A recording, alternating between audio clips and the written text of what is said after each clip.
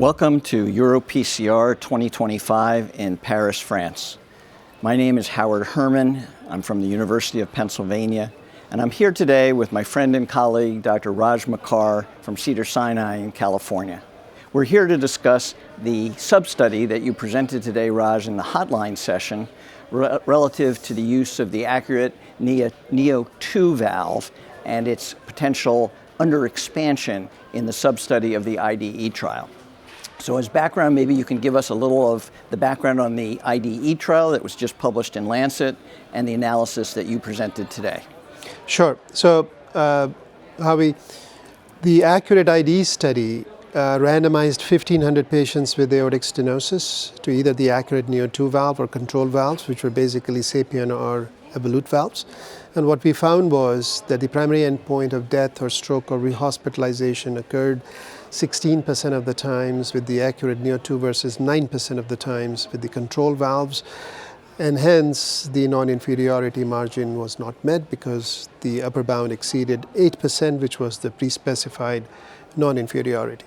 So what did you present today then from that study? Yes. So essentially what we did was we wanted to understand what caused worse clinical outcomes with the ACURATE neo2 valve. Mm-hmm. And what we observed was when we were doing an in-depth analysis was that it was not infrequent to see underexpanded valves on fluoroscopy. So what we did was we had all of these procedures done with the ACURATE neo2 valve examined by an independent core laboratory which investigated the fluoroscopic appearance of valves and estimated the prevalence of underexpanded valves. And how often did you find that valves were underexpanded? So what we found was that underexpansion occurred 1 out of 5 times, 22% of the time. So it was actually not infrequent, I would say, rather frequent.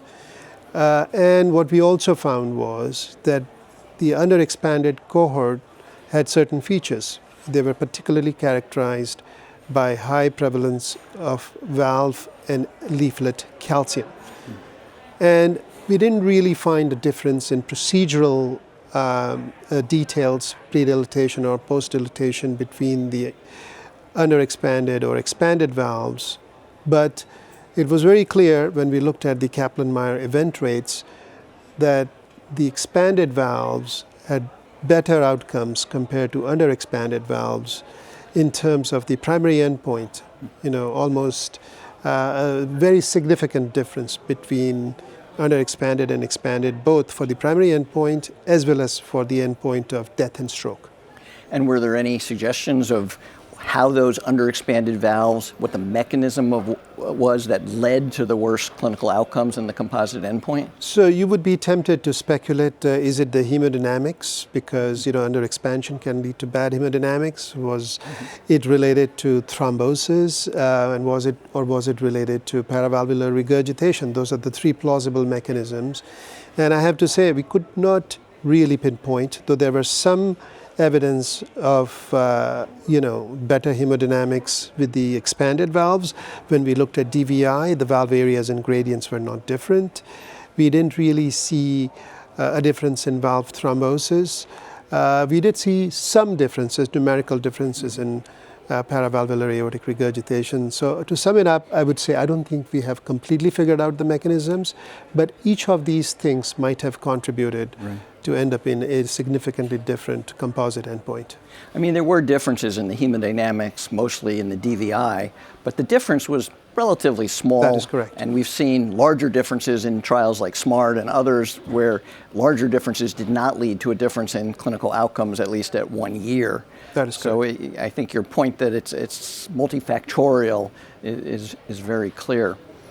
Do you think there's anything that can be done to avoid this? So underexpanded valves, is it something that's just because of the calcium and we can't do anything about it? Or is there a way with post-dilatation or other things to avoid this problem?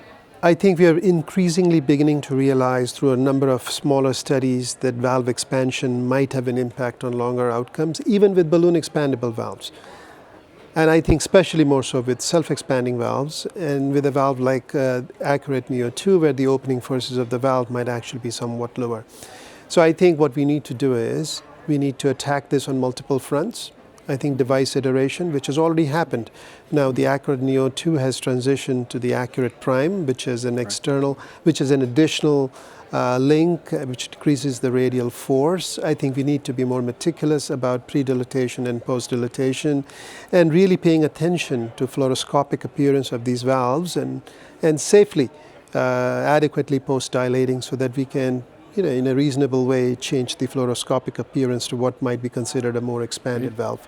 So in conclusion, this is a great sub-study of the ACURATE IDE trial. I know it's available today online in JACC, so people can look at it in more detail. The major conclusions from the trial that I got from your presentation today were that there was a significant proportion of patients who had under-deployed ACURATE neo2 valves, somewhere in the vicinity of, I think you said 1 in 5 almost, and that these patients had a worse clinical composite outcome. It was hard to figure out exactly what the mechanism of that is. The underexpansion may be due to calcium in the valve, but exactly how that contributed to the worst clinical outcomes is probably multifactorial. So I thank you so much for sharing the results of the trial with us today, and I encourage everyone to read about it online in JACC. Thank you.